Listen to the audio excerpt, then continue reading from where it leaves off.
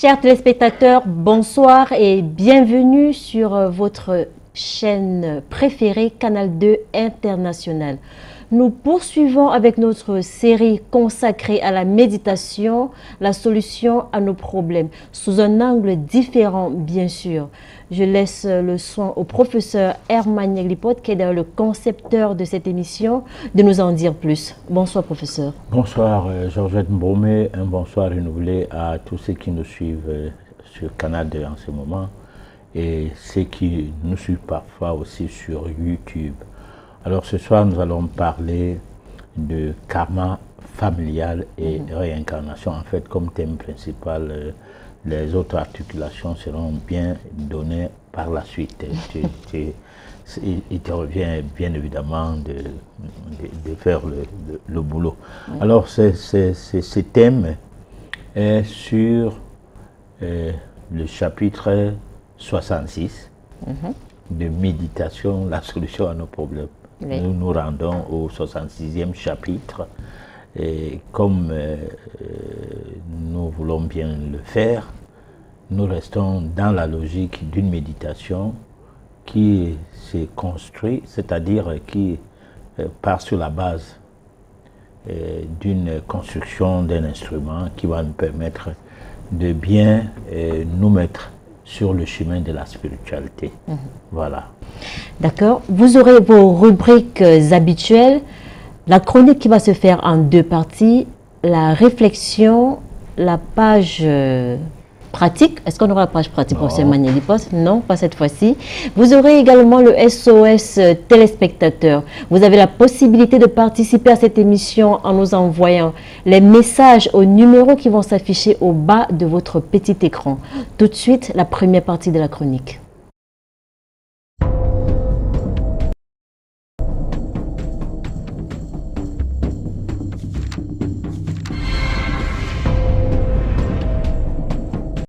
Méditation, la solution à nos problèmes. Chapitre 66. Karma familial et réincarnation. Parce que déterminé à construire cet outil ou instrument, outre la méditation, que nous sommes obligés d'aller de coq à l'âne. Cet instrument réclame de multiples éléments nécessaires à toute personne qui cherche l'atteinte de la pureté.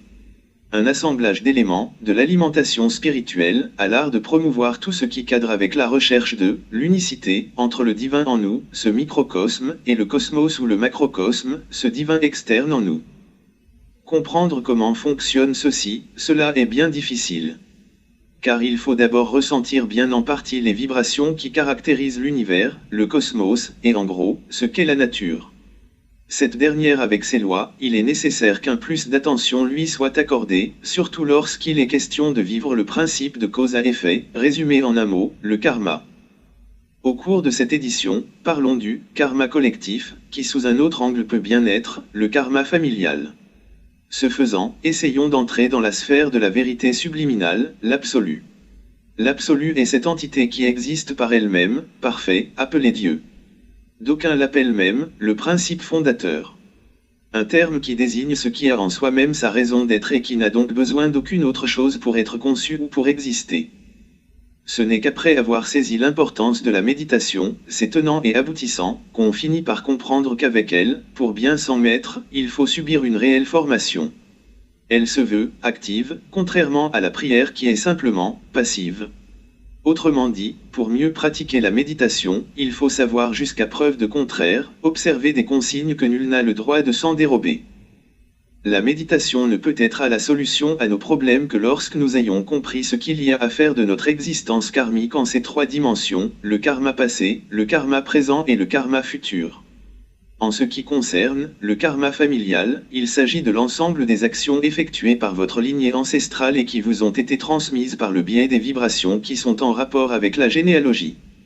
Quand une personne porte en elle un karma important, qu'il soit positif ou négatif, il est probable qu'il soit transmis à la génération suivante. En revenant sur le karma, c'est pour rappeler que ce principe de vie de toute personne dépend de ses actes et vies passées, présentes. Exemple, selon les lois du karma, chaque action de notre vie de tous les jours aura ensuite des conséquences positives ou négatives suivant l'action de départ. Ne dit-on pas souvent, tu récoltes ce que tu sèmes? Résultat, le karma familial est semblable au karma collectif. Sauf qu'il ne se généralise pas à tout le monde, car il concerne essentiellement les personnes d'une même lignée familiale. Dans toutes les familles, tout le monde en est concerné. C'est pourquoi, à titre de rappel, il nous revient de préciser que, c'est grâce au principe de la réincarnation que tout prend effet. Ce qui réaffirme que le karma et la réincarnation sont étroitement liés. Toutefois, il faut retenir que c'est la réincarnation qui permet à chaque personne d'évoluer spirituellement. C'est elle qui nous permet également de pouvoir, au cours de ces vies successives, de nous débarrasser de nos fautes au cas de karma négatif. Professeur Herman Yaglipot, c'est quoi exactement le karma familial? Bon, alors, c'est ce qui ressemble un peu à un karma collectif. Hein. Vous êtes tous dans un bus, ça fait l'accident, tout le monde meurt. Bon, alors pourquoi vous avez pris le bus là tous?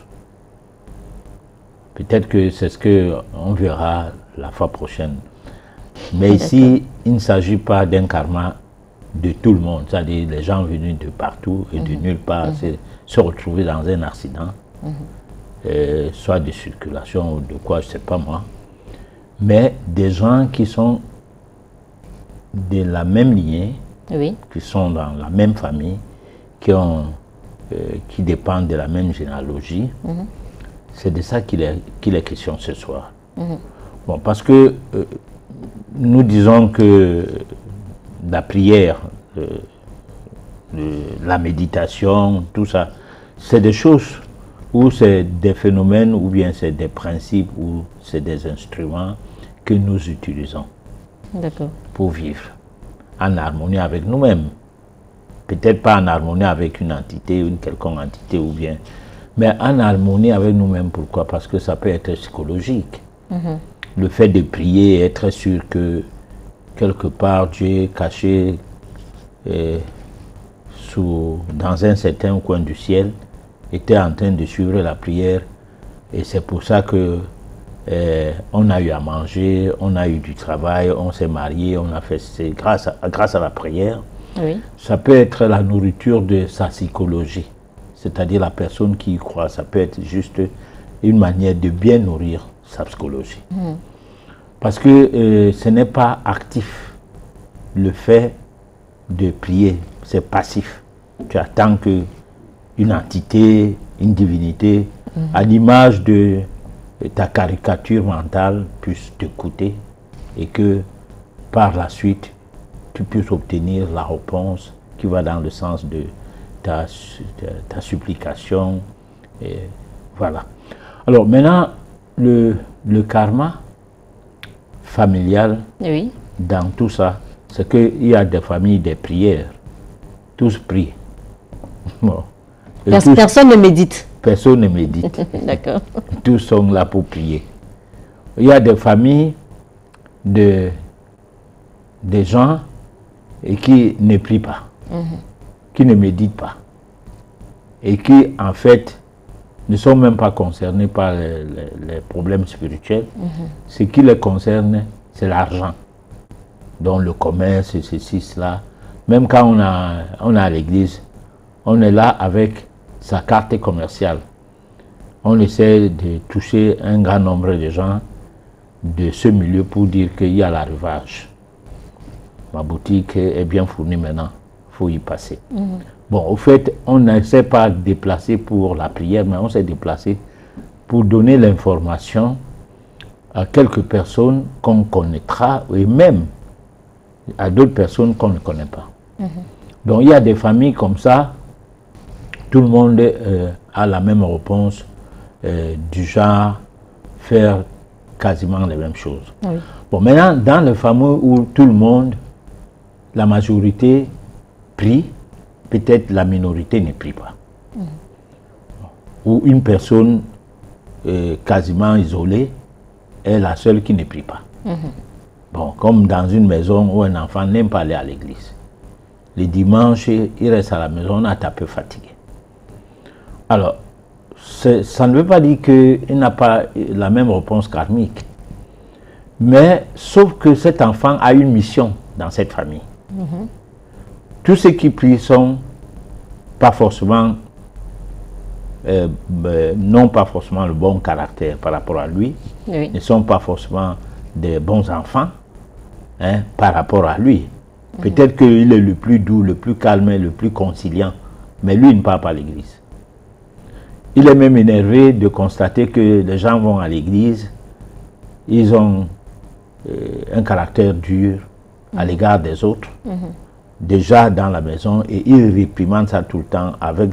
Au fur et à mesure qu'il prend de l'âge, il commence à constater qu'il y a quelque chose qui ne va pas, dont le fait d'aller à l'église forcément ne veut pas dire que quelque chose aurait changé dans ta vie. Donc, et c'est comme ça, on peut avoir des karmas où tout le monde est prêtre, est pasteur, de père et du moins. On est pasteur de père en fils, et même les fils. C'est-à-dire le premier fils est pasteur, le deuxième est prêtre, je ne sais pas quoi. Mais ils ont des caractères atypiques, Oui. c'est-à-dire des gens arrogants, hein, arnaqueurs et tout.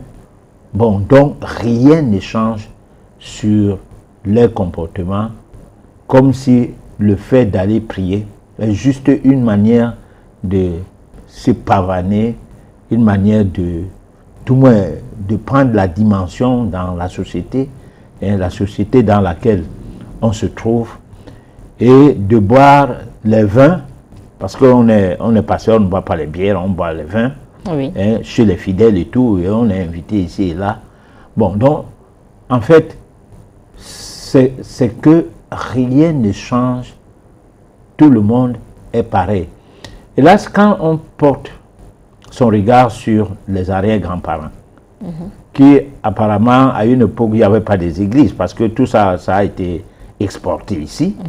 On n'avait pas des chapelles, on n'avait pas des cathédrales et tout, c'est la colonisation qui est venue avec. Alors, mais quand on lance un regard sur cette famille-là, Oui. on constate que ceux d'aujourd'hui et ceux d'hier, c'est les mêmes gens.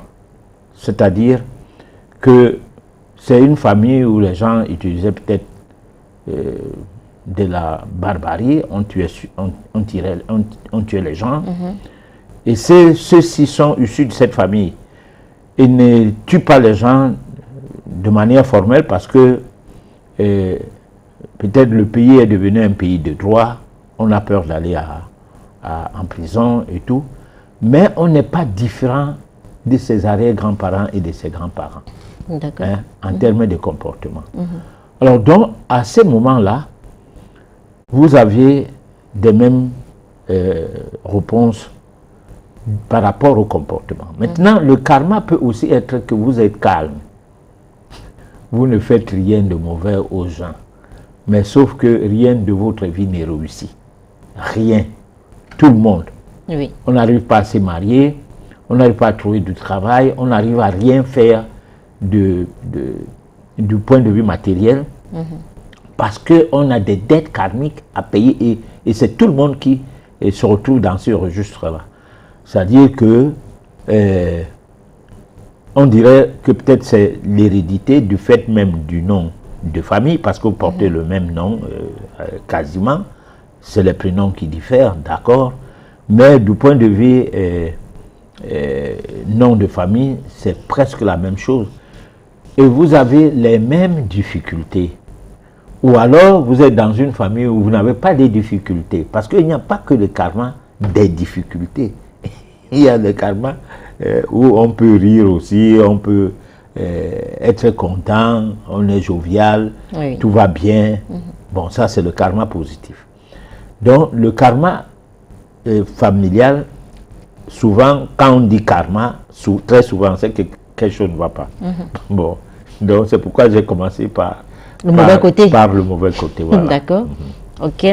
Souvent, le karma familial perdure de génération sans que personne ne se pose des questions, et cela peut provoquer beaucoup de dégâts, professeur Emmanuel Lipote. Dans ce cas, comment s'en sortir? Alors, c'est pourquoi il faut faire la méditation. Il faut la pratiquer, il faut l'étudier. Parce que la méditation a un facteur positif, c'est qu'on ne médite pas comme on prie. On se met dans la logique de voir sa vie se transformer grâce à une pratique du genre spirituel, si on peut appeler ça comme ça. C'est-à-dire, on s'oblige à avoir une autre façon de vivre. On ne passe pas le temps à dire que les autres sont mauvais, qu'on est bon. Non. Ça, quelqu'un qui fait dans la métaphysique, qui fait dans le domaine métaphysique, sait bien que il faut se culpabiliser plus que à culpabiliser les gens. C'est-à-dire, chaque fois qu'il y a un problème, commence à se poser la question, c'est pas moi qui suis le problème. Que de penser que c'est les autres. Non. Chaque fois qu'il y a une situation, dis-toi que non, tu as manqué, il y a eu un manquement de ton côté. Et que toujours s'interroger. Oui, s'interroger, se culpabiliser. Il ne faut pas se culpabiliser de manière à perdre quand même toute la dimension de ton ego. Parce que après tout, il ne faut pas que psychologiquement tu sois réduit. Mais il faut raisonnablement se culpabiliser. C'est ce qui fait souvent dire que on doit réfléchir. Parce que celui qui réfléchit est celui qui peut, à un moment donné, avoir la possibilité de raisonner. Et celui qui a cette possibilité peut un jour rencontrer la raison de quelque chose ou des choses ou de quoi. C'est-à-dire ce qui est ce qu'on peut dire, voici la raison. Parce que quand on réfléchit, on raisonne, et à force de raisonner, on tombe finalement dans la phase de la raison. Et maintenant, quand on a atteint ce niveau, c'est comme on peut parler d'un haut niveau de discernement, c'est qu'on se dirige vers l'accomplissement qui passe par la découverte de ce que c'est que la vérité. Pas sa vérité, parce que chacun a sa logique. Oui. Pas sa vérité parce que chacun est bien, les autres ne sont pas bien, mais la vérité de manière irréprochable, de manière incontournable, autrement dit la vérité absolue. Et lorsqu'on parlait de la vérité absolue, on parlait de l'absolu directement cette fois-là, comme pour dire que on parlait de la découverte de Dieu. Parce que Dieu, c'est l'absolu. Il n'y a rien derrière l'absolu. Alors, donc, à partir de là, on a la possibilité de se retrouver dans une phase d'une totale transformation de soi. Donc, c'est des efforts qu'on doit faire. Premier effort de comment faire pour réfléchir. Parce qu'en fait, on doit apprendre à réfléchir. On ne réfléchit pas. Les gens qui boivent tout, mangent tout, font n'importe quoi, sont irraisonnés. Ils ne réfléchissent pas. Bon, tu manges, tu bois, tu manges pas. C'est ce que j'allais dire. Tu manges, tu meurs, tu manges pas, tu meurs. Tu bois, tu meurs, tu ne bois pas, tu meurs. Donc ça veut dire quoi? Ça veut dire que tu n'as pas envie de réfléchir sur quoi que ce soit concernant ta vie et comment tu l'exposes à des choses que tu manges sans étudier, et le fait de faire des excès ou de faire des abus ou à boire des choses que tu ne sais pas qu'est-ce que c'est. Mais parce qu'après et d'où ça vient. Oui. Parce que ce qui est marrant, par exemple, pour nous les Africains, on mange et on boit les choses qui viennent des autres pays. Et nous sommes en train de chercher l'indépendance de notre pays, dans le sens à passer par les politiques d'alternance, de ceci, de cela, mais bien évidemment, et d'autres pensent même que les bourreaux sont quelque part des Européens et tout, mais ils boivent de leurs choses, sans savoir qu'on peut y mettre des ingrédients psychiatriques, c'est-à-dire des produits psychiatriques, parce qu'il suffit de prendre un somnifère, oui. Vous le miettez, vous mettez ça dans un verre de vin, ou bien de bière. Ne vous étonnez pas que la personne, au lieu que ça soit seulement le fait qu'elle elle est devenue ivre, mais qu'elle attrape un sommeil pas possible. Alors, donc, on a les possibilités de détruire les Africains avec tout ce qu'on nous envoie comme nourriture, hein, sortant de l'agroalimentaire, tout ce qu'on nous envoie comme médicaments, sortant des usines où on n'a pas de contrôle, c'est des produits périmés qui viennent ici. En fait, on n'a rien à tirer avec nous, sauf à nous vendre des choses. Et nous, on est contents. Les shawarma, on mange, on ne sait pas qu'est-ce que c'est que ce genre de viande qui sent d'ailleurs très mauvais. Mauvais pour vous? Bon, oui, mais c'est pas moi, je ne sais pas, mon nez n'est pas bon. Bon, et on a, ça dit, c'est très compliqué. Donc, nous sommes même, on peut dire que, comme disaient les chrétiens souvent, c'est Dieu qui nous sauve. Bon. D'accord. Alors, quels sont les signes qui prouvent que nous payons les dettes de nos ancêtres, professeur Emmanuel Lipote? Alors, ces signes-là sont, les dettes, c'est plus facile d'ailleurs. Ce qui est difficile, c'est de savoir si nous avons des récompenses grâce à ce qui serait du passé, c'est-à-dire de nos ancêtres à nous, des ancêtres qui ont été les nôtres. Même si c'est facile, j'aimerais bien savoir. Oui, je suis en train de voir comment y aller. Bon, parce qu'il faut y aller terre à terre. Nous ne sommes pas dans un cours de métaphysique. À ce que je sache, nous parlons métaphysique, mais pour le social. D'accord. Alors, maintenant, une personne qui fait l'accident,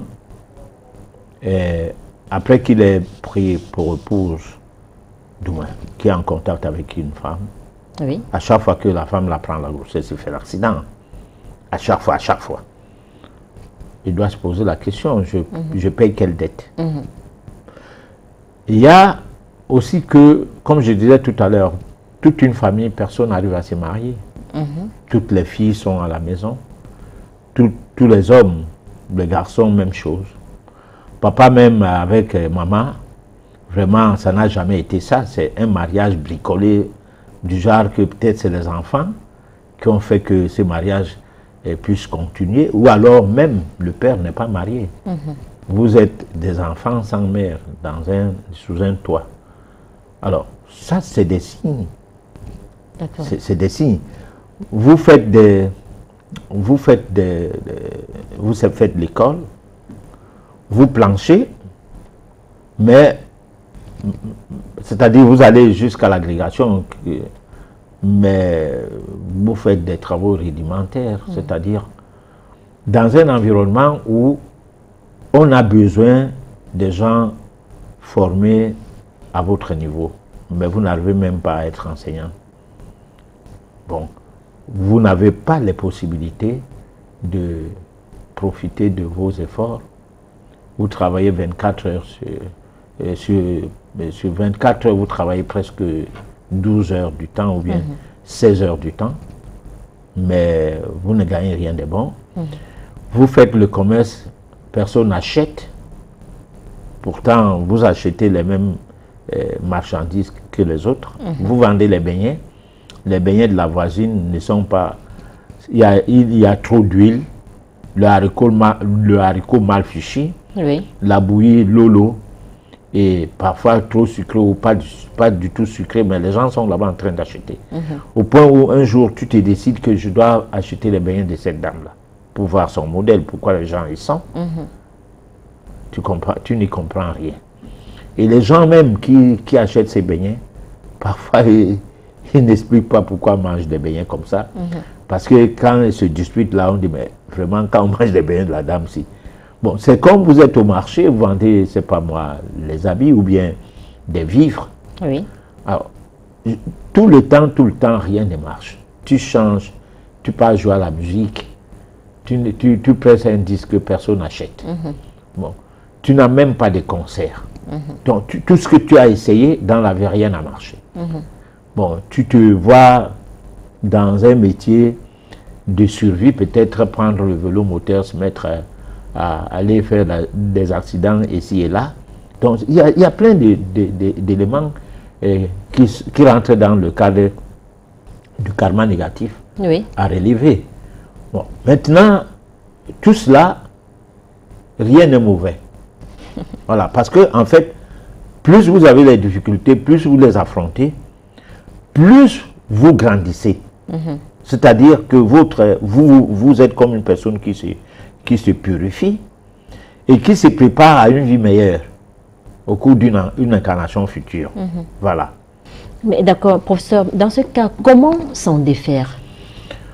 On peut s'en défaire quand on entre dans la logique de la formation métaphysique, c'est-à-dire qu'on veut comprendre les choses du domaine des sciences occultes. Parce qu'il faut appeler le chien par son nom. C'est grâce aux sciences occultes qu'il y a eu les sciences. C'est grâce aux sciences occultes que nous avons des micros. C'est grâce aux sciences occultes qu'il y a la télé. C'est grâce aux sciences occultes d'ailleurs qu'on a le miroir. Tout a commencé comme ça. Hein. Que certaines personnes qualifient de sorcellerie. Oui, bon. Si moi je dis souvent aux chrétiens ou aux religieux, si vous n'aimez pas les sciences occultes, ne vous mirez pas. Parce que vous ne savez pas d'où c'est venu. Bon. Donc c'est comme ça qu'il faut se dire qu'on doit étudier ces sciences. Parce qu'en fait, c'est derrière ces sciences que se cache la vraie science. Les sciences universitaires sont des sciences stéréotypées. C'est des sciences fabriquées pour atteindre un objectif. Le but premier de cet objectif, c'est de contrôler les intelligences. Parce que la colonisation ne peut pas former des colonisés à devenir indépendants mentalement. C'est impossible. Déjà que même ton propre enfant, quand tu vis encore, et que tu as un secret, parce que tu es guérisseur, hein, tu soignes les malades, tu ne vas pas lui livrer ses secrets tant que tu n'as pas josé son côté sacré de recevoir un secret du genre. Tu vas d'abord rester avec lui longtemps, regarder qu'est-ce qu'il représente pour toi et pour la communauté, la collectivité. Parce que, en fait, les gens qui ont pour vocation d'apporter de l'aide à toute une collectivité, c'est eux qui ont des secrets, le plus souvent, les bons. Parce que, en fait, le bon secret est lequel? Le bon secret est un secret à double dimension. La dimension négative et la dimension positive. Le même secret, tu peux tuer avec. Le même secret, tu peux guérir avec. Donc, tu peux édifier les gens avec. Ça, c'est le bon secret. Bon, maintenant, tu ne peux pas prendre ce secret-là, tu donnes ça à un enfant qui est avide, hein, qui est arrogant et tout, et qui, dans son avidité, peut vouloir avoir des choses à l'âge très très jeune, comme pour dire mourir, vivre vite et mourir jeune. Tu ne peux pas lui livrer le secret, tu l'observes encore. Bon, alors si cela se passe dans la famille, comment le colon peut te faire le transfert des technologies de façon à te donner la chance, toi, qu'il colonise ou qu'il néocolonise, de ne plus dépendre de lui. Non. Quand on prélève la matière première en Afrique, par exemple, c'est pour aller les transformer ailleurs. Bon, on ne peut pas vouloir les transformer sur place et on ne peut non plus vouloir que vous vous équipiez pour les transformer sur place. Et souvent, un autre problème se pose, c'est que selon le karma collectif qu'on va aborder la prochaine émission, qui est un karma national, vous ne pouvez qu'avoir des dirigeants qui sont là pour boire et manger et faire des détournements, par exemple. Ils ne s'occupent pas c'est-à-dire de la mission qui est celle de régenter la société et d'avoir une mainmise sur des biens les biens nationaux, lesquels biens permettent à ce que tout le monde soit à l'aise dans cet environnement territorial. Alors, donc là, nous sommes dans le domaine du karma collectif que nous allons aborder la fois prochaine. Donc, on se retrouve dans une situation où on ne peut pas expliquer ce qui nous arrive, et pourtant, tout est explicable. Mais du point de vue karmique, il n'y a jamais le hasard. Le hasard ne donne jamais naissance à quelque chose. C'est-à-dire, si tu as un père qui est soulard, qui ne vous envoie pas à l'école, Oui.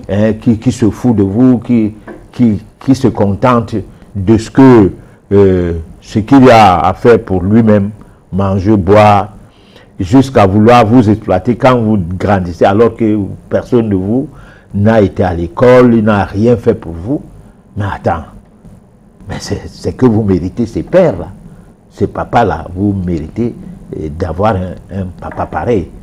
C'est ce que peut-être veut dire la Bible chrétienne. Là, on peut s'appuyer sur ça pour que les chrétiens comprennent Oui. que jusqu'à la 7e génération, je vous rendrai le mal que vous êtes en train de faire maintenant. Encore que c'est l'enfant, juste une parenthèse, encore que c'est l'enfant qui choisit ses parents. Tout à fait. Alors donc, tu vois, la 7e génération, ça veut dire qu'en fait, c'est toi qui renais.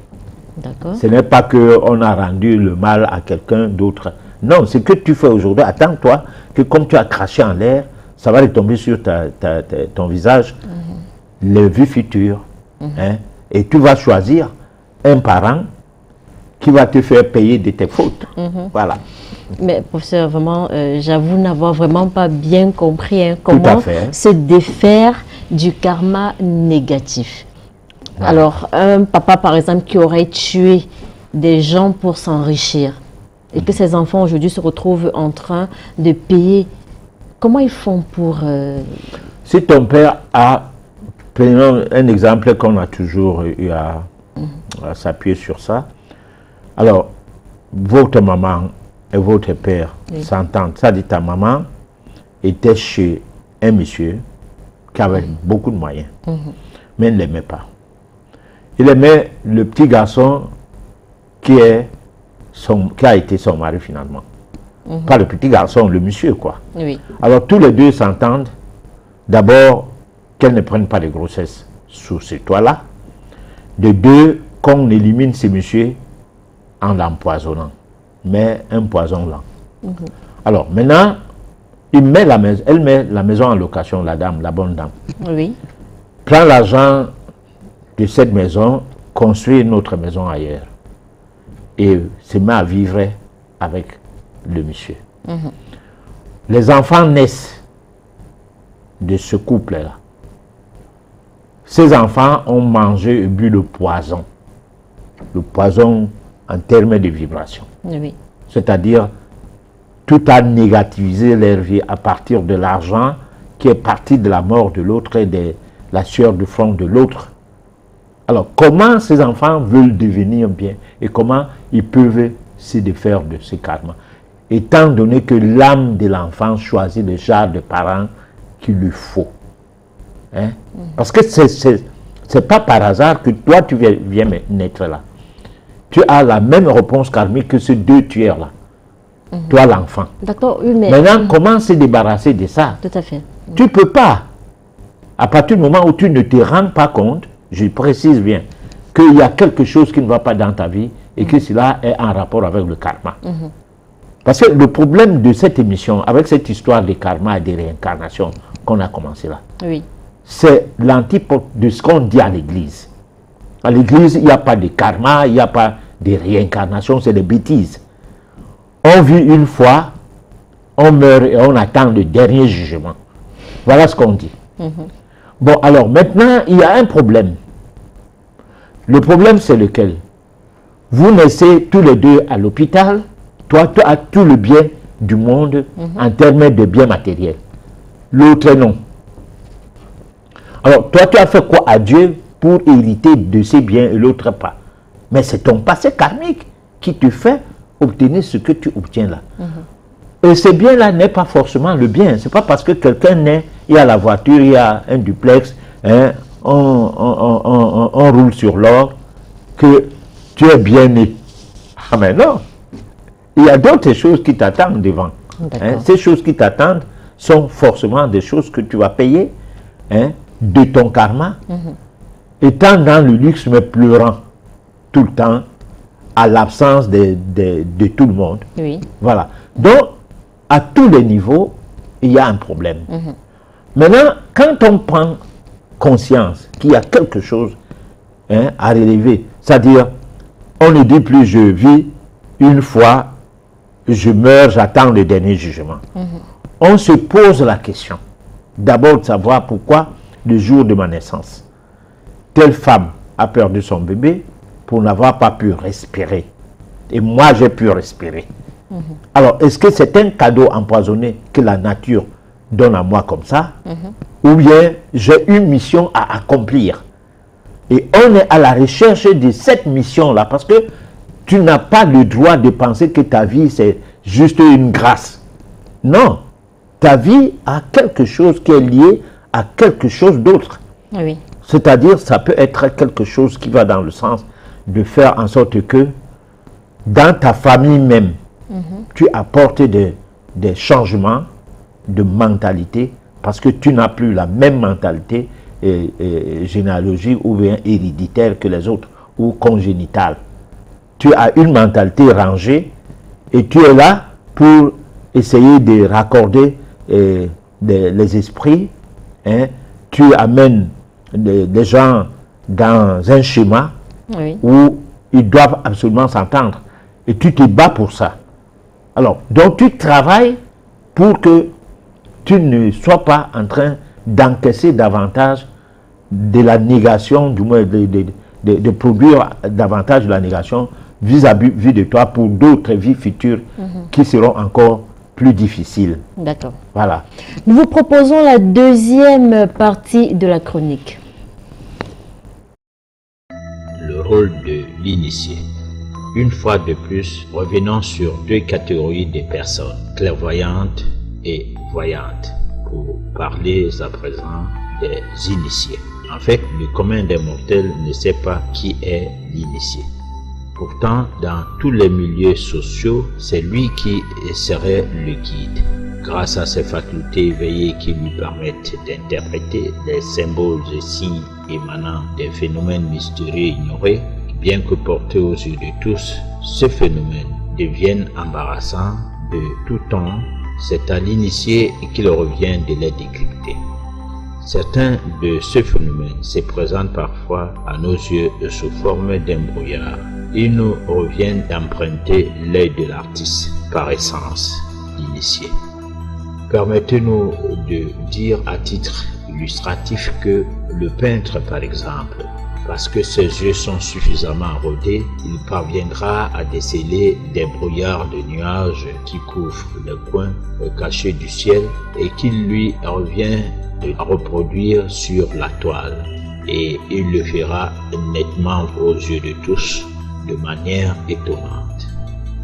Pourquoi ne pas comprendre que c'est parfois ce qui est plus important à voir que nous n'arrivons pas à voir, malgré que nous croyons tout voir. Aussi, et pour ne pas devenir l'esclave de l'initié, accourir vite à chaque fois chez lui, lorsqu'il y a un problème, il faudra chercher à comprendre vos problèmes par vous-même pour savoir ce qu'il faut faire. Pour y arriver, on doit se mettre à l'école initiatique.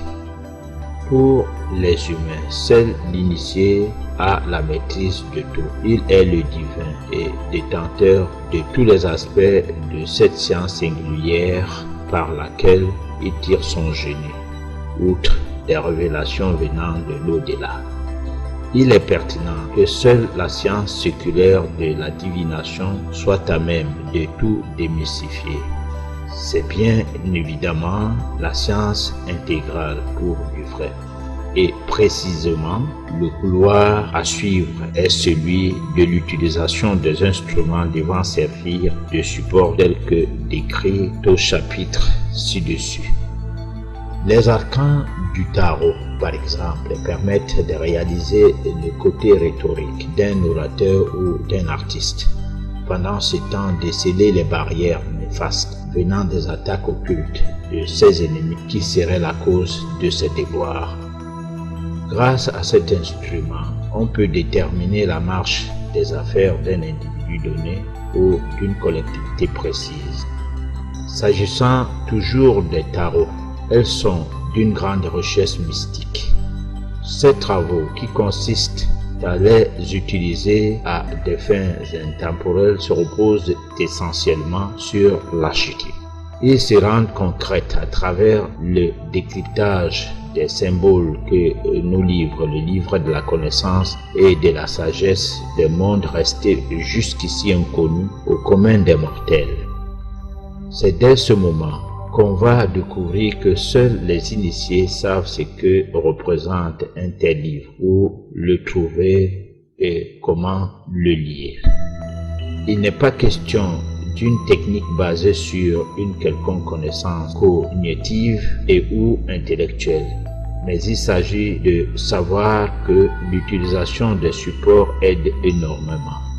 Elle facilite l'élévation de la personne pratiquante, ce qui lui permettra de communiquer avec l'au-delà, de prendre les contacts de manière permanente avec l'astral. Et finalement, cette personne réussira par devenir elle aussi initiée. Herman Lipote, on est initié ou alors on le devient? On est initié et on peut aussi devenir initié. On est initié, ça veut dire qu'au cours des vies antérieures, on avait subi des initiations. Et au cours de cette vie, on est initié déjà. Bon, on peut aussi ne pas être initié au cours de cette vie, mais commencer les premiers pas initiatiques. D'accord. Comme on va à l'école, la section d'initiation, dans le B.A.B.A. du syllabaire et tout, oui. C'est la même chose que certaines personnes commencent leur initiation à l'église. Parce qu'en fait, les églises ne sont pas dangereuses pour tout le monde. C'est vrai que c'est une congrégation des sorciers, en majeure partie. C'est eux qui sont beaucoup plus, qui peuplent beaucoup plus ces milieux-là. Mais il y a que c'est aussi un milieu, comme on peut dire, le début de la prise de conscience du point de vue moral, des choses à faire et des choses à ne pas faire. Et certaines personnes, grâce à l'église, encore l'église, oui, va découvrir d'autres dimensions initiatiques. D'accord. Bon, c'est-à-dire, ça devient un déclic. Bon, par exemple, tu arrachais les sacs des gens, tu agressais et tout. Bon, tu ne partais jamais à l'église. Un jour, tu te retrouves à l'église. L'homélie du culte du jour est portée sur des comportements déviants. Alors, cette histoire se passe comme si, parce qu'on t'a vu entrer, qu'on a préparé cette homélie-là. Ça te mord et ça te dérange. Tu sors, tu dis que je ne pars plus jamais à l'église, moi. Après, tu dis, mais attends, on a dit que ce que je fais n'est pas bien. Pourquoi je refuserais d'y aller encore? Alors tu te retrouves d'y aller. Donc c'est en fait le côté ésotérique, c'est-à-dire le côté extérieur de la spiritualité qui prépare les gens à comprendre un certain nombre de choses. Mais sauf que lorsqu'on est sorcier, qu'on est sorcier déjà, et qu'on est à l'église, ça ne change rien. Comment ça? Parce que tu trouves, ça devient une congrégation où les gens se jettent le sable dans les yeux, tu entres à l'église, en sortant, ton œil devient rouge. Tu te retrouves au quartier, très malade, tu vas à l'hôpital, ton œil se perce. Parce que depuis, on te guettait au quartier avec un voisin. Et il a même réussi à t'amener à l'église, comme pour dire, notre pasteur, c'est un homme vraiment, tous les problèmes que tu peux avoir dans la vie, s'il prie pour toi, c'est fini. Bon, alors donc, on pêche les gens comme ça, on pêche, et puis, donc en fait, ce qui veut dire quoi? Ce qui veut dire que tout ce que l'homme fait n'est pas mauvais. Mais il faut faire attention. D'accord. Voilà. Mais, professeur, si on veut devenir initié, à quelle porte frapper? Parce qu'on sait bien que c'est un couloir très très dangereux. À la portée de son cœur. C'est là où se trouve le Dieu qui te garde, Oui. qui te guide, qu'on peut appeler parfois le réflexe. C'est là que quand dans la rue, on tape sur un enfant que tu ne connais pas et que tu supposes que celui qui tape sur cet enfant-là, c'est même son père et même sa mère. Mais la manière dont il tape sur l'enfant, tu te poses la question si c'est son père vraiment. Ça te fait mal. Ça te fait pas mal dans la tête. Ça te fait mal au cœur. Et ce mal-là, ça qui peut faire que tu t'approches à ces messieurs pour lui dire, ouais, laisse l'enfant là comme ça. Hein? Bon. Bref, les enfants bagarrent, les aînés tapent sur les petits. Tu interviens. Mais tu peux aussi te retrouver dans une situation où la tête va te dire de quoi tu te mêles. Oui. Bon, donc, en fait, l'initiation commence par l'utilisation du ressentir. Le ressentir passe par le cœur, non par la tête. La tête, c'est quelque chose qui, depuis l'enfance, on cogne. On te tape. Toujours sur la tête. Lorsque on dit 1 plus 1 égale 2, tu dis 1 plus 1 égale 1, on te tape. Tu veux faire la démonstration, on te tape. Oui. Bon. Alors, on te tape où? Sur la tête. On te cogne. Parce que ça doit rester dans ton cerveau, même si c'est une bêtise. Bon, alors maintenant, quand tu grandis avec les bêtises. Hein? C'est ces bêtises-là qui font en sorte que parfois, certains corps de métier ne se soucient pas des êtres humains. Là, suivez mon regard, médicalement parlant, on s'en fout. On s'en fout des gens. Bon, on prescrit un médicament, ça te tue pas, tant mieux. Puisqu'il n'y aura pas de procès, parce que tu as bu un médicament, tu es mort. Et que le médecin soit concerné, je le dis tout le temps. Il n'y aura jamais un procès comme ça, et encore ou en Afrique.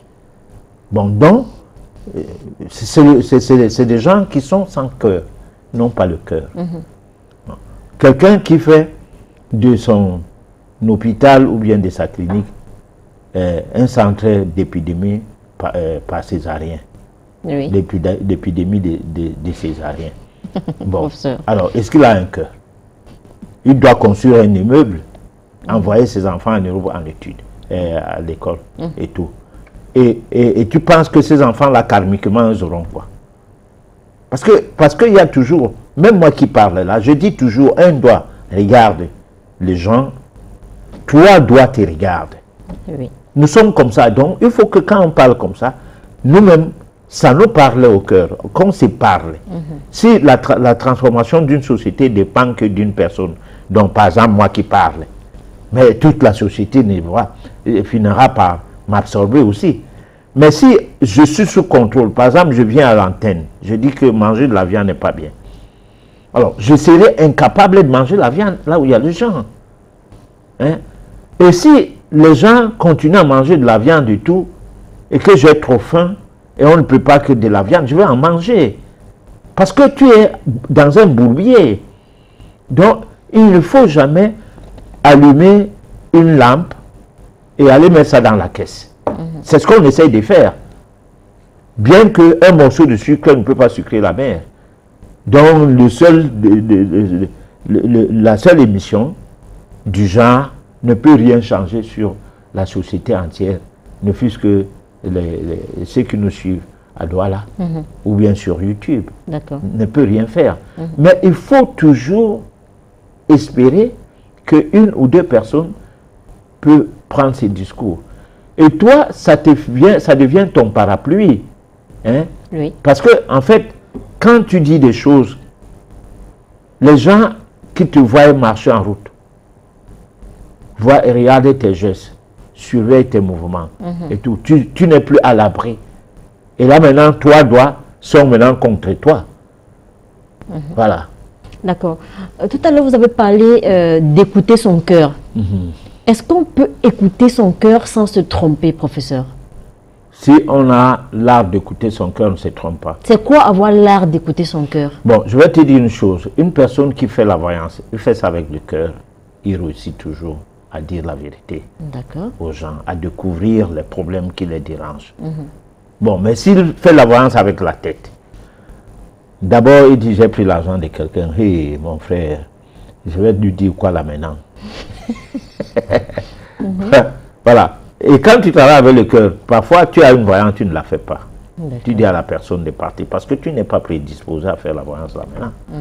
Bon, la personne peut se fâcher, mais à lui expliquer pourquoi tu n'as pas pu faire la voyance, parce que tu ne t'es pas prédisposé, qu'elle attende un peu.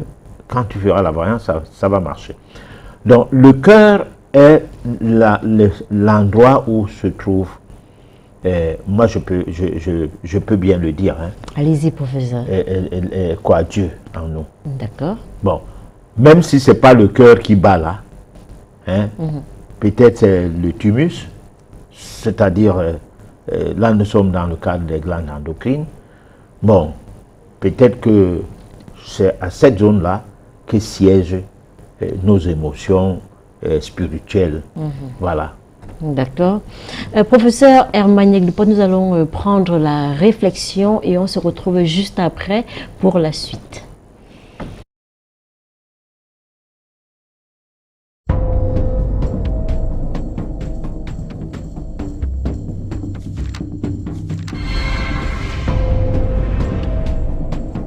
Le but de ma conférence, qui avait pour thème l'avancée scientifique de l'Afrique, c'était de montrer que, on vous parle d'Einstein, on vous parle de Max Planck, mais aucun de ces gens n'a dépassé la science que vous avez dans le village, que le vieux a dans le village, hein, que nos temples ont. Cette science-là, elle n'a jamais été dépassée. Et que tout ce que nous avons encore à faire connaître, voyez, comme ça sert des enjeux qui ne servent pas nos intérêts, c'est pour ça que la chose demeure cachée. Mais dans tous les domaines, voyez, il ne faut pas oublier que la graine de l'arbre de la science et de la connaissance, c'est l'Afrique qui l'a plantée. C'est l'Afrique qui l'a arrosée. C'est l'Afrique qui a fait qu'elle a porté tant de fruits. Inventer les mathématiques, l'astronomie, la médecine, le calendrier de 365 jours, la précision des équinoxes, les sciences que vous utilisez pour faire la caméra, l'informatique, les ordinateurs. Le nombre binaire informatique est né en Afrique. D'accord ? L'ordinateur, on le voit avec le Fa. Le Fa est basé sur les nombres binaires. Donc toute la culture africaine est fondamentalement scientifique. On nous éloigne de cette culture pour ne pas qu'on en fasse notre colonne vertébrale pour être debout. Sur le plan de la spiritualité, les pères de l'Église étaient tous africains. Alexandre d'Alexandrie, Alexandrie c'est en Afrique. Clément d'Alexandrie, Alexandrie c'est en Afrique. Origène d'Alexandrie, Alexandrie c'est en Afrique. Ce sont des Africains qui ont pris le savoir des temples pour donner à des gens qui n'avaient pas de tradition religieuse, une tradition religieuse. Toutes les divinités que vous voyez dans la Bible sont des divinités africaines. Ce sont des divinités que les anciens utilisaient dans les cultes vaudous. On les a blanchis, ils font la même chose, mais vous ne voyez pas que c'est la même divinité parce qu'on ne connaît pas suffisamment nos fondements. Quand on a fait le rituel initiatique, on comprend des choses. Il faut se préparer pour aller faire le rituel. Il faut jeûner. Quand vous allez à la messe, il n'y a pas de préparation, il n'y a pas de jeûne. On peut aller danser dans une boîte de nuit, aller à la messe le dimanche matin. Vous ne voyez pas qu'il y a un problème? C'est antinomique par rapport à notre tradition. Nous, on a une tradition, on n'a pas de religion. Il faut être fidèle à nos traditions parce que c'est l'héritage de nos pères. Et cet héritage de nos pères, c'est le sang qui coule dans nos veines. On peut acheter à boire et à manger, mais il n'y a pas de magasin où on vend du sang. Ce sang-là vient de très loin. Nous devons être fiers. Nous devons avoir notre colonne vertébrale et faire en sorte de ne jamais oublier qu'une pyramide, on dit qu'on a construit des pyramides, mais une pyramide, c'est des blocs de pierre qu'on a assemblés au même endroit. Chaque fois que nous sommes unis, nous sommes une pyramide. Vous voulez que nous soyons une pyramide? Soyons unis et nous serons une pyramide. Il faut faire deux choses. Il faut une reconquête économique. Parce qu'on a cédé trop de terrain sur l'économie. Les boissons dans les magasins sont pratiquement 99% des boissons étrangères. Les jeunes sont là oisifs. Les jeunes doivent pouvoir fabriquer leurs propres boissons. Et il faut faire des jus de plantes. Arrêtez de penser en jus de fruits. Parce que ces exploitations sont trop colossales. Avec les jus de feuilles, les jus de plantes, on peut faire d'excellents jus. Regardez le bissap, regardez le mojito, tout ça. Il y a beaucoup d'autres jus de plantes à inventer. Et les jeunes peuvent le faire. On n'a pas besoin de grand espace pour mettre une boisson à base de plantes. Ça, ce sont des choses importantes. Et la renaissance, c'est de ne pas oublier que la matrice humaine de la connaissance, elle est africaine. Et que quand on ne sait pas, on va chercher.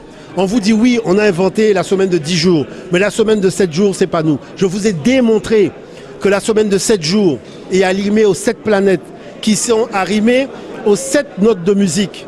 Parce que l'Africain, quand il a découvert ça, il a découvert un ensemble de choses. C'est ça qu'on appelle le génie africain, que les gens célèbrent dans notre dos. D'accord? Pourquoi la situation est comme celle-là? Parce que la chose qui se passe, c'est que Dieu a donné aux Africains toutes les richesses de la planète, les autres n'ont que des miettes. Et quand ils sont parmi nous, c'est pour nous braquer, nous raconter des sornettes. Dieu serait pas bon avec nous, on aurait des divinités du diable et on aurait tout l'or, le pétrole, le coltan, tout ce qu'ils viennent chercher, tout ce qu'ils ont besoin comme énergie pour fonctionner, c'est nous qui l'aurions et Dieu ne nous aurait pas parlé, il serait pas bon avec nous et nos divinités seraient des mauvaises divinités. Mais vous voyez pas qu'il y a un problème? Le gars sort avec son église, il vient te dire que ce que tu fais, c'est pas bien, mais en attendant, ce que tu as chez toi, il l'a pas chez lui. Et s'il est chez toi, c'est parce qu'il a pas ça chez lui, il est venu prendre ce que Dieu lui a pas donné. Après, il te dit, Dieu est bon. Dieu n'est pas bon avec tout le monde, manifestement, puisque lui, il a rien. Vous voyez, son sous-sol est vide. Donc, à partir de là, qu'est-ce qu'il fait? Il utilise la force pour voler ce que Dieu a donné aux Africains. C'est-à-dire que, vous savez, mon peuple a un genou au sol. Parce qu'on lui a donné tout simplement une lunette qui ne lui permet pas de voir clair. Il faut déjà voir clair en soi avant de voir clair. Quand tu vois plus clair en toi, c'est fini. Donc, la relève de l'Afrique passe par la relève des individus. N'oubliez pas que dans le dos, il y a ça, la colonne vertébrale. La colonne vertébrale, ce n'est pas simplement pour tenir le corps. Il y a une colonne vertébrale pour tenir le mental aussi. Et si on n'a pas de colonne vertébrale mentale, on ne sera jamais debout. On sera manipulable et manipulé par l'extérieur. Omotunde, c'est simplement parce qu'à 14 ans, j'ai demandé à mes enseignants quand est-ce qu'on va nous permettre d'apprendre l'histoire de l'Afrique.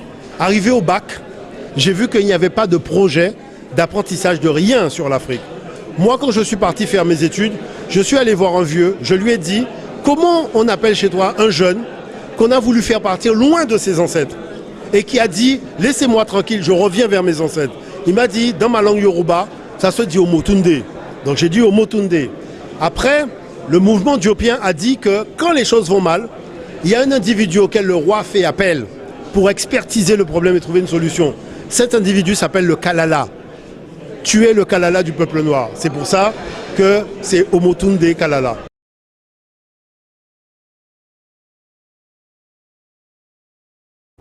Professeur Herman Yaglipot, un commentaire par rapport à cet élément? Non, c'est qu'un brillant africain, un chercheur, et quelqu'un qui fait pas rêver les Africains, mais qui les rappelle à l'autre. D'accord. Parce qu'en fait, il y a des fois, lorsque je dis aux gens la métaphysique est universelle, tu peux prendre le mot karma, c'est un mot sanskrit, c'est un mot qui veut dire action, mais c'est un mot indien.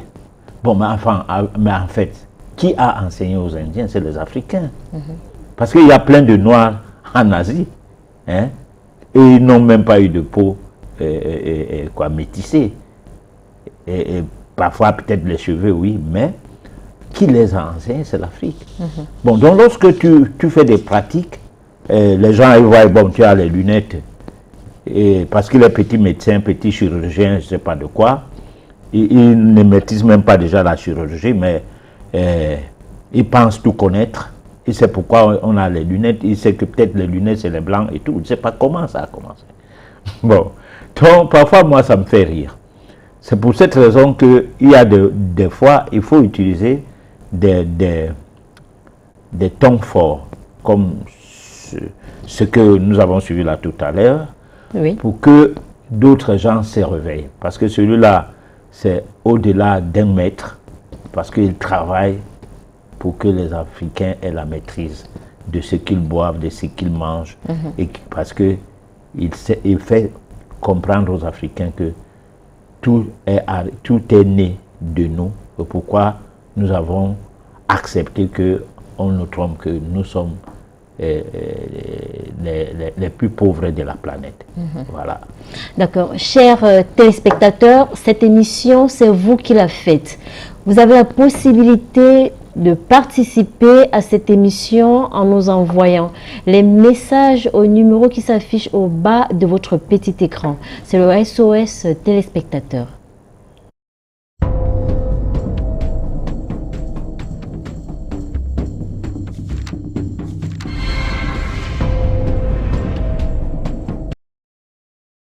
Merci beaucoup pour l'édification. S'il vous plaît, comment faire un blindage? Le blindage, c'est un mot qui correspond à ce que on veut obtenir comme raccourci par rapport au problème qu'on a, ou bien par rapport à la peur, à la crainte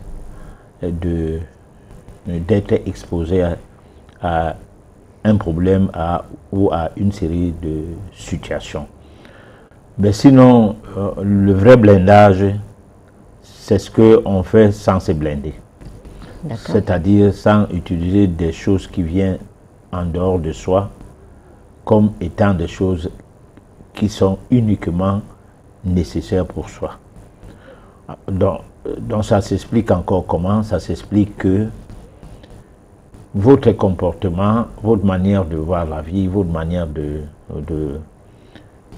vous porter vers le haut, sans arrogance, sans croire que vous êtes plus important que quiconque, fait partie du blindage. Votre manière de manger, votre manière de boire, vos choix de nourriture, votre façon de mastiquer, tout cela, quand votre corps a une circulation de sang, dont le sang est pur, les sorts n'y entrent pas. Parce que c'est dans un corps impur que peut loger des sorts. C'est-à-dire, on te jette un sort, oui. Ça se retrouve installé en toi. Et là, même si tu es blindé, ton blindage sera limité. Bon, pourquoi je dis limité? Ça veut dire que si tu es un terrain fertile à la sorcellerie, un terrain fertile, je ne sais pas moi, à la magie noire, à l'envoûtement. Bon, mais attends, tu veux que ça devienne quoi? Et le terrain fertile, c'est le terrain des gens qui mangent tout, qui boivent tout, qui se foutent de leur vie. Voilà. D'accord. Bonsoir à vous. Juste pour vous dire que je vous suis parfaitement. Merci. Mais une question, qu'en est-il de celui qui enlève la femme d'un autre dans son mariage? Que pourrait être son sort? On a expliqué ça tout à l'heure. Son sort n'est rien que attendre. Parce que si tu as raison de le faire, tu n'as pas, disons, une protection aux représailles qui ne sont pas forcément de ce qui viendrait de l'homme, ce que la femme était, mais de la nature qui veille sur tout ce qui est qui part dans le sens de, comment je peux expliquer ça, de tordre ce qui est à ne pas tordre. Par exemple, de déplacer les bornes, et tout ce qu'on fait, c'est ce que j'essaie de dire, que lorsqu'on crache en l'air, ça retombe sur soi. Voilà. Donc ne t'attends pas que ça retombe à quelqu'un d'autre, sur quelqu'un d'autre, quoi. D'accord. Nous avons ce message de Monsieur Essomba. J'aimerais savoir si la prière n'est pas utile. Veuillez éviter d'appeler à ce numéro pour le moment, s'il vous plaît. Les appels se font hors antenne. J'aimerais savoir si la prière n'est pas utile. Qu'est-ce qui fait donc que les doléances adressées dans nos prières se réalisent? Cela se fait de manière naturelle? J'ai essayé d'expliquer ça tout à l'heure. La prière, c'est la passivité, c'est le fait de prendre tous tes problèmes, tu mets ça entre les mains d'une divinité imaginaire. Parce que c'est toi qui dis que c'est Dieu à qui tu as donné la charge de s'occuper de toi. Comme disent certaines personnes, Dieu est au contrôle. Bon, alors maintenant, ça veut dire quoi? Ça veut dire que tu bois, tu manges, tu fais tout, mais tu ne veilles pas sur toi. Hein? Et pourquoi? Parce que tu vas prier, Dieu est au contrôle. C'est comme une personne qui a une maladie due des civilisations, c'est-à-dire l'hypertension, le diabète et tout, qui sont des maladies de la bonne bouffe, hein, de la malbouffe. Mais qui entretient cette maladie, boit les médicaments et puis part à l'église prier, hein, même pour sa santé. Alors, ça veut dire quoi? Ça veut dire que tu es passif. Tu ne mènes pas une action, hein, c'est-à-dire tu n'es pas actif. tu es passif. Et tu attends tout de ta prière. Parce que en fait, tu attends tout de Dieu. Bon, si tu réussis à guérir ton diabète, tant mieux, en priant. Oui. Si ton sida part, en priant, tant mieux. Voilà. Mais si ça ne part pas, bon, je ne peux pas dire tant pis. Peut-être que ça devra te permettre de comprendre qu'il fallait être actif, il fallait agir, il fallait mener une action. Hein? Quelqu'un est en chômage, sa femme veut divorcer. Il est au tribunal avec sa femme. Il a des problèmes avec ses frères. Hein? La mère même, c'est à peine que il y a un temps parce qu'elle n'apporte rien à sa maman. Oui. Ses frères ont quand même de temps en temps de quoi aider la maman. Lui, non. Bon, mais qu'est-ce qu'il fait? Au lieu de rester, d'imaginer qu'est-ce qu'il peut mener comme action. Parce que on peut créer un emploi. On peut créer un emploi peut-être même en achetant de la farine et en faisant des beignets, le genre que les autres gens ne font pas. C'est-à-dire que tu peux faire des beignets soufflés, voilà, par exemple. Oui. Sur un lieu où ces genres de beignets ne se vendent pas là. Et toi, tu les vends du matin au soir. Quand tu te fatigues, tu te reposes, tu pars dormir. Demain, tu reviens. Que de rester monté avec les bouts de papier et tout, la valise, des diplômes et tout, ici et là. Et quand rien n'est fait, tu maudis la famille comme quoi tu n'as pas le mariage ou tu n'as pas le travail et tout. On t'a maudit, on a fait ceci. C'est plutôt toi qui maudis les gens maintenant. Hein? Au lieu de mener une action. Parce que si tu te bats à t'occuper de toi, que tu pries ou pas, Dieu entend. Dieu sait déjà que voilà une personne qui veut sortir d'une situation. Dieu n'aime pas les paresseux. Hein? Mugabe disait que Jésus était le fils d'un charpentier, donc il savait tenir le rabot. Hein? Et Pierre était pêcheur, il pêchait le poisson et tout. Ça, les apôtres de Jésus ne sont pas sortis de nulle part parmi le milieu des paresseux. C'est des gens qui avaient des activités. Bon, nous aujourd'hui, si tu as même le niveau de Koumaïen 1 ou de CEP, et si tu obtiens une autorisation d'ouvrir une église, hein, oui. Alors, tu deviens apôtre par le biais d'un décret. Ou tu deviens, c'est pas quoi. Et là, tu n'as jamais été étudié à l'école, tu n'es même pas allé à l'école. Tu n'aimais pas des efforts même à la maison, tu étais très têtu et tout. Et puis, et tu aimais la facilité. Et tu as trouvé un métier de facilité. Bon, quelqu'un disait dernièrement, rigolait dernièrement en disant que dimanche, on doit se reposer. Mais toi, tu travailles dimanche. Un genre de travail. Voilà. Cette émission est instructive. Je vous remercie pour ça. J'aimerais savoir comment connaître sa mission sur Terre. C'est pas évident. Parce que Jésus, pour connaître sa mission, il a attendu 30 ans. Bon, certains évangiles parlaient de 30 ans, l'autre parlait de 27 ans. Bon, comme quoi, pendant 3 ans, il a mené sa mission, on l'a crucifié. Bon, donc, c'est difficile de connaître sa mission. Mais en fait, c'est même la chose qu'il faut absolument faire. Oui. C'est-à-dire chercher à connaître sa mission. C'est le genre de vouloir savoir d'où venons-nous, pourquoi sommes-nous là et où allions-nous se retrouver. Toutefois, on n'est plus là. Oui. Voilà. D'accord. On a ce message de Clovis de Yaoundé. S'il vous plaît, j'aimerais savoir les jours et les heures de rediffusion de l'émission, s'il vous plaît.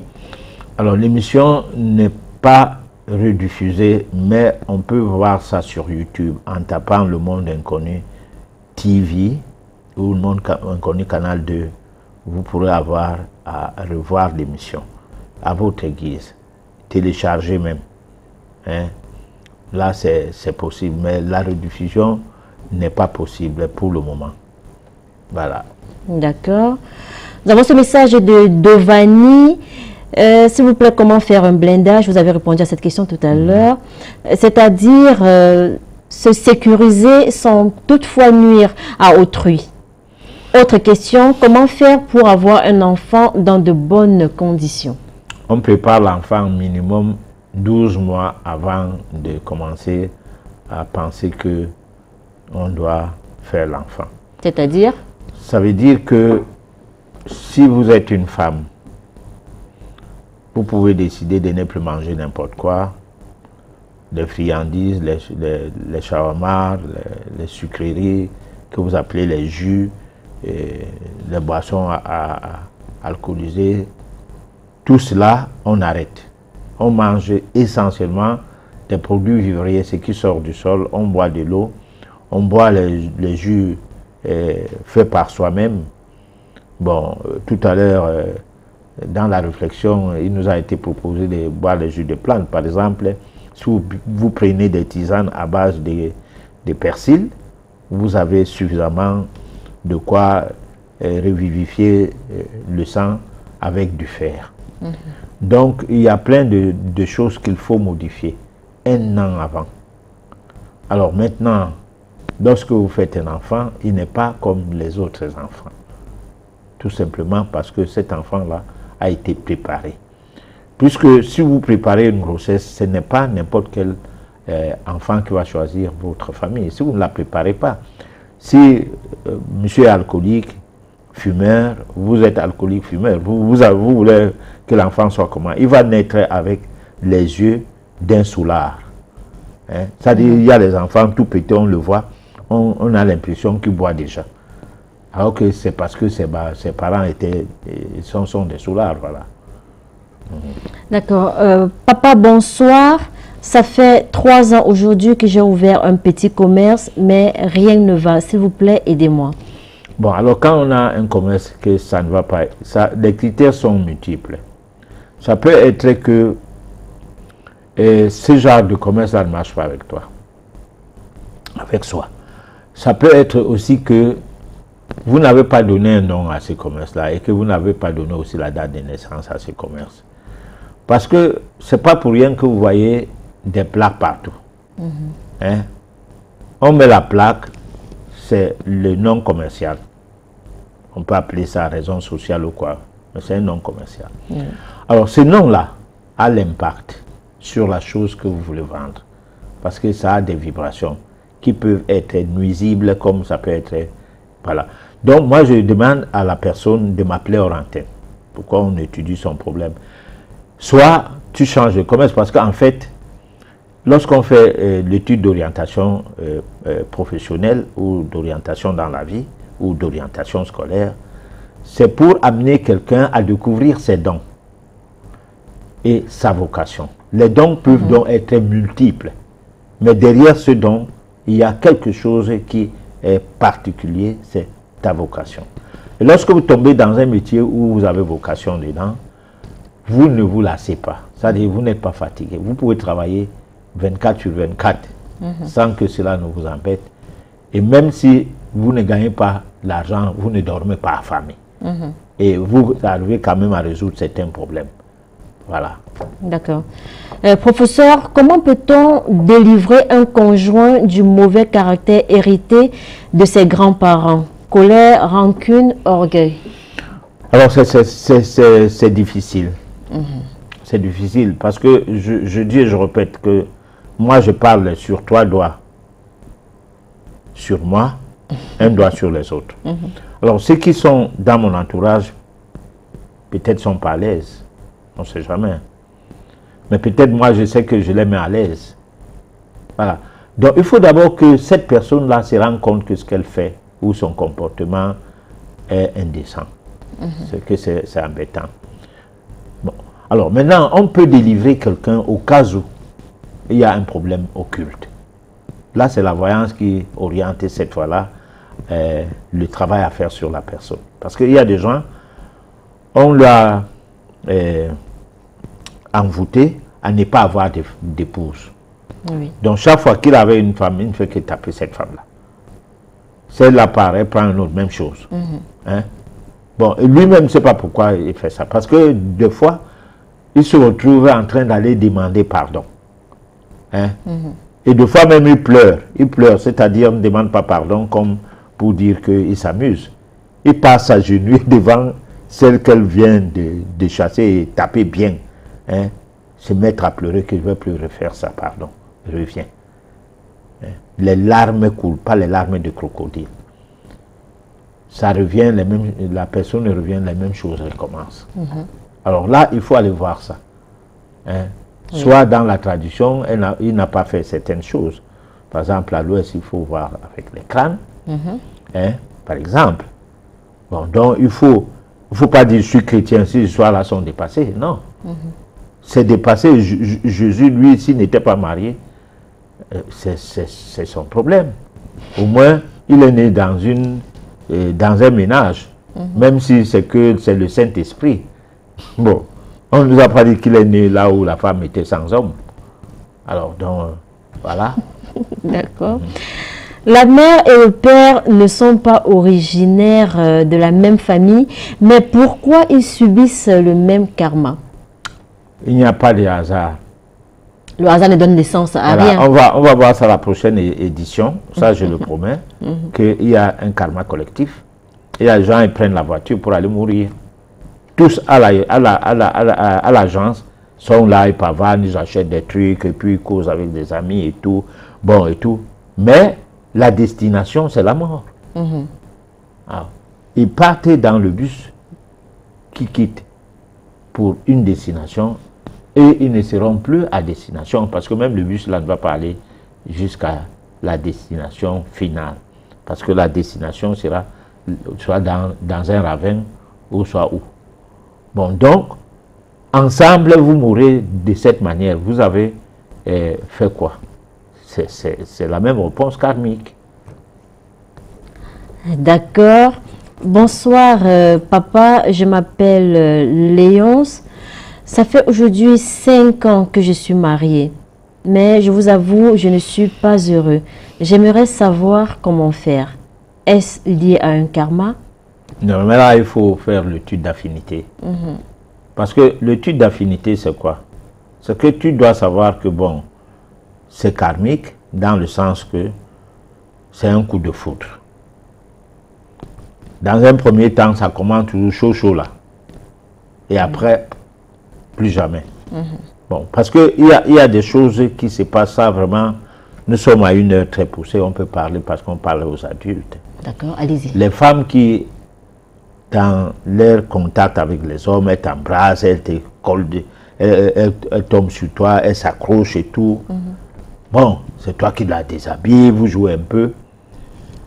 Alors, vous avez votre puissance. Hein, les libidos montent à chaque fois que vous êtes avec elle.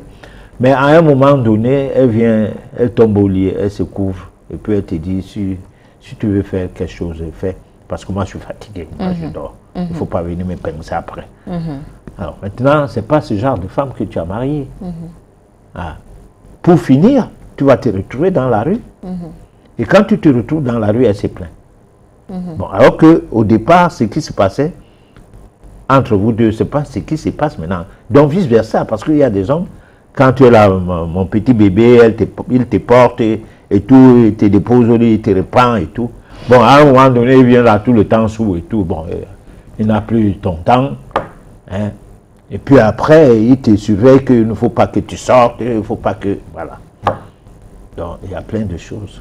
Des fois, il est absorbé par le travail, professeur. Oui, bon, mais quand il est absorbé par le travail, il faut que quand il vient, il joue. Parce que c'est notre travail qui l'attend à la maison. D'accord. Peut-on unir ou séparer deux individus liés par amour en utilisant leurs photos ou leurs signes astrologiques? C'est encore Martial depuis Yaoundé qui nous envoie ce message. Tout est possible. Parce que qui peut quoi? Ton père, ta mère, tes soeurs, tes oncles, tous ces gens-là peuvent. Et puis, qui peut encore? L'autre famille, la famille de ta femme, tout est possible. Parce que l'homme n'est pas à l'abri de sa famille. On prend l'exemple sur le bébé. Lorsque tu as ton bébé, tu le laisses, il tombe, il meurt. on ne parlait pas d'homicide, on parlait d'accident, alors que tu l'as tué. Bon, de même, tu peux tout avoir une main mise sur tes enfants, en utilisant, cette fois-ci, des pratiques que tu es le seul capable de les utiliser pour que ça réussisse. Par exemple, la sorcellerie, c'est une pratique. Voilà. D'accord. Comment peut-on être épargné de ce karma? C'est Jérôme qui nous envoie ce message depuis Garoua. J'ai dit que le karma, on n'est pas capable d'être épargné du karma tant qu'on n'a pas eu une prise de conscience qu'on a d'abord déjà un karma. Bon, parce que nous parlons de karma aujourd'hui, et heureusement, les gens suivent et heureusement, ils posent des questions. Mais religieusement, ces choses-là, c'est des conneries. C'est-à-dire dire à un musulman qu'il a un karma ou bien à un chrétien, vraiment, c'est raconter n'importe quoi. À son sens, il ne comprend pas qu'est-ce que tu racontes comme ça. Parce que le prêtre, le pasteur ne lui dit pas des choses comme ça. Lui dit que prie, prie, prie sans cesse. Parce que c'est ça une preuve que tu crois en Jésus. Quand tu es chrétien, ou bien alors fais tes 5 prières quand tu es musulman pour laver tes péchés régulièrement au cours de la journée. Et va à la mosquée à la fin de la semaine pour nettoyer tous les péchés que tu n'as pas pu laver au cours de la semaine grâce à la prière que tu vas faire à la mosquée. Bon, alors, donc comme ça, et tu as les dettes de prière lorsque tu n'as pas prié une journée. Tu as 5 dettes de 5 prières que tu n'as pas faites hier et tu n'étais pas malade. Non, il faut en faire 10. Parce que Dieu te demande le nombre de prières que tu dois faire. Alors tout cela, c'est bon. Bon, mais maintenant, qu'est-ce qui change dans le comportement des gens qui prient? On ne voit pas, nous sommes tous pareils. Oui. Voilà, c'est ça le problème. Parce qu'il faut faire des choses quand même en demandant à Dieu de te changer. Voilà. D'accord. Nous avons ce message qui nous vient du Bénin. Comment réussir dans la vie quand on est bloqué? Quand on est bloqué, on doit chercher d'abord à savoir d'où provient le blocage. Est-ce que c'est un blocage karmique du genre famille, du genre sort, du genre sorcellerie et tout? Parce qu'en fait, tous les blocages sont karmiques en fait. Mais il faut circonscrire, il faut trouver du moins l'impact, ce qui impacte ton blocage. Et c'est par là qu'on peut te débloquer. Soit par un lavage, on t'amène au sanctuaire, on travaille sur toi et puis tu es débloqué, c'est possible. À condition que tu n'as pas une faute. Parce qu'il y a des gens, il a une maladie. Tant qu'il ne dit pas qu'est-ce qu'il a fait, il ne peut pas guérir. Oui. Il faut que, même si c'est que on ne lui demande pas, qu'il fasse asseoir la personne qui le soigne. Il dit, bon, je vais faire mon mea culpa, je vais faire ma confession. Je crois que cette maladie provient du fait que j'ai fait telle chose. Et ça, je dis ça pour que Dieu me pardonne. On va te soigner, tu guéris, miraculeusement. D'accord. Mais lorsque tu camoufles les fautes commises et qui t'ont rendu malade, par exemple, tu couches avec la femme de quelqu'un, la personne part faire un compte sur sa femme ne sait pas. Bon, maintenant toi tu viens encore coucher avec elle. Tu commences une maladie, un cancer, qui se développe et qui évolue. Et tu sais bien que tu es comme ça, la personne t'a dit que comme tu persistes à aller avec ma femme, tu vas mourir. Ça ne va pas tarder. Et ça ne tarde pas, tu commences à sentir les manifestations que la mort veut venir. Va vite demander pardon chez la personne, quitte à ce que tu te ridiculises, parce que tu ne dois pas mourir, tu es en train de te suicider. Voilà. D'accord. Papa, je travaille, mais je n'arrive pas à garder l'argent. Comment faire? C'est Valentin qui nous envoie ce message. Il faut faire la voyance pour savoir d'où ça provient. C'est cet aspect de choses. Voilà. D'accord. Bonsoir, patriarche. J'aimerais vous rencontrer pour une voyance. S'il vous plaît, dites-moi quelle est la bonne heure. Le matin, à midi, le soir? Non, vous allez appeler hors antenne. Si je fais les voyances ou pas. professeur? Oui, mais parce que moi, je ne suis pas là pour les consultations. Je suis là pour échanger avec des gens. Bon, maintenant, si je fais certaines choses, c'est bon que ça se passe. La lumière ne se cache pas. Que ça se passe entre nous, mais pas entre tout le monde. Entre nous deux, la personne appelle, non? D'accord. Qu'est-ce que ça l'embête d'appeler? Bon, à moins que quelqu'un, quelque part, va dire que quand on dit d'appeler hors antenne, c'est pour eux.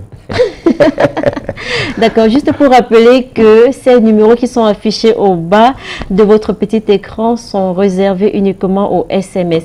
Les appels se font hors antenne. Papa, j'ai un gros problème. Je vis avec un homme marié, mais je ne l'aime pas et mon corps ne répond pas lorsque il est en face de moi. J'ai peur de le quitter, de peur qu'il me fasse du mal. Je veux qu'il reste avec sa femme. Bon, alors, tu as commencé pourquoi? C'est ça. Il ne faut jamais commencer quelque chose sans se poser la question que la chose que je commence comme ça, est-ce que je vais parvenir à aller jusqu'au bout? Voilà. Moi, je sais que c'est trop compliqué de donner du tort ou une raison à quelqu'un. Nous parlons du karma. Donc, quand tu commences avec quelque chose du genre, attends-toi que ça n'aille pas ou alors ça aille mal. Si tu dis à la personne que pardon, si tu dis à la personne que moi je ne veux plus, je ne sais pas quelle sera sa réaction. C'est justement ce que tu as peur.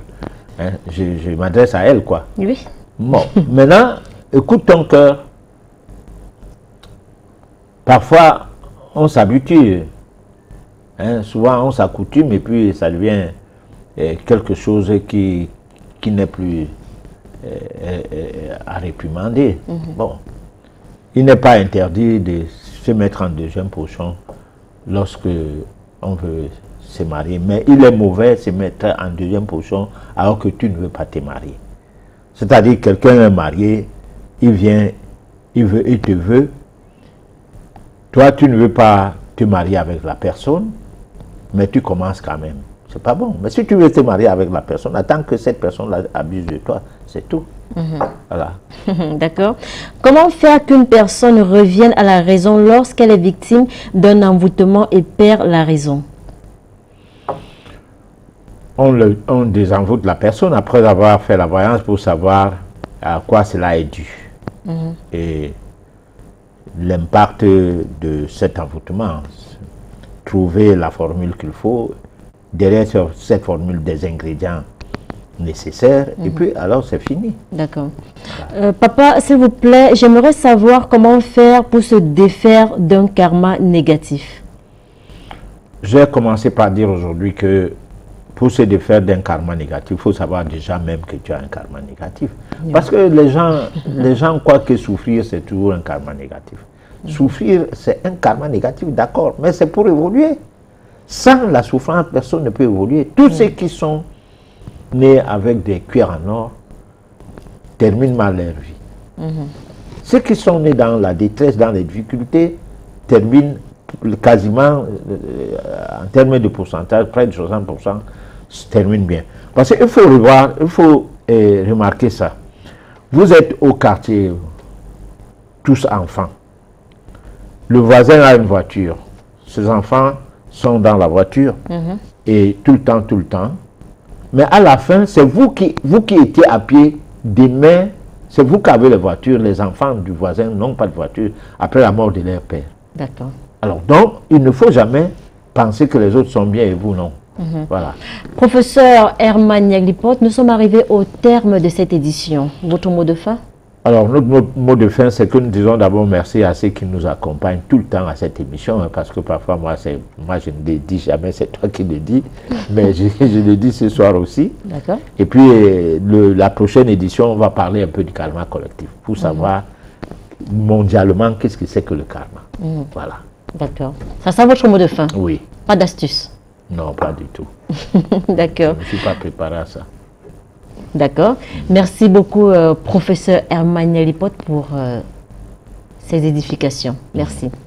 Chers téléspectateurs, on a passé un excellent moment avec vous et on espère que vous aussi. Donnons-nous rendez-vous mardi prochain à partir de 23 h. D'ici là, portez-vous bien.